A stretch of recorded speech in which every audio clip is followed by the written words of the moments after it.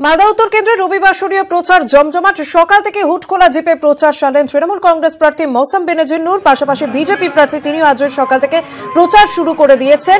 হবিপুরে, মঙ্গলপুরা এবং কেন্দ্রপুকুর পঞ্চায়েতের বিভিন্ন এলাকায় প্রচার সারলেন কেন্দ্রীয় প্রার্থী খগেন মুর্মু। অন্যদিকে সিপিএম প্রার্থী তিনিও কিন্তু আজ মালদা উত্তরে বিভিন্ন জায়গায় প্রচার করলেন এবং জনসংযোগ বাড়ালেন। সাধারণ মানুষের সঙ্গে কথা বলেন বিশ্বনাথ ঘোষ সিপিএম প্রার্থী। তৃণমূল প্রার্থী মৌসম বেনজির নূর, খগেন মুর্মু বিজেপি প্রার্থী এবং বিশ্বনাথ ঘোষ সিপিএম প্রার্থী। আজ তিন ভিন্ন রাজনৈতিক দলের প্রার্থীদের প্রচার জমজমাট রবিবাসরীয় সকালে।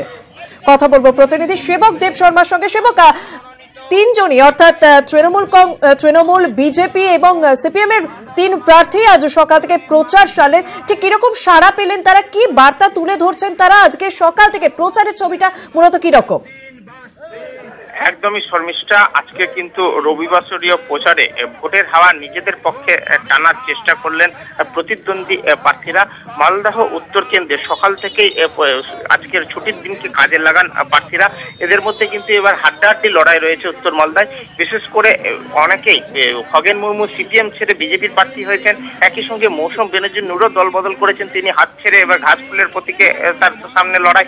ফলে লড়াইটা কঠিন সকল প্রার্থীরাই জানেন এবং আজ সকাল থেকেই কিন্তু বিভিন্ন এলাকায় প্রচার শুরু করে যান মৌসম বেনজির নূর। তিনি হুটখোলা জুপে ওল্ড মালদার মহিষ বাথানি সহ বিভিন্ন গ্রামীণ এলাকায় প্রচার করেন। প্রচারের ফাঁকে ফাঁকে থামিয়ে তিনি বক্তব্যও রাখেন সংক্ষিপ্ত। প্রচুর মহিলা, তাদেরকে দেখা যায় যে মৌসম নূরের প্রচার দেখতে তারা উৎসাহী, তারা ভিড় জমান।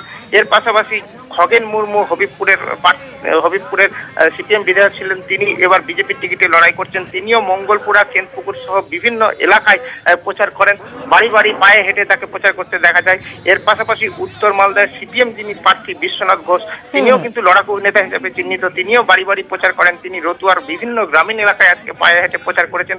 সকাল থেকে টানা 2-3 ঘন্টা ধরে এই প্রচার পর্ব চলে। সব মিলিয়ে প্রচার পর্ব কিন্তু ছিল জমজমাট। ধন্যবাদ সেবক। এদিকে প্রচার চলাকালীন মৌসম বেনজির নূর তৃণমূল প্রার্থী তিনি ঠিক কি জানিয়েছেন একবার শুনে নেব।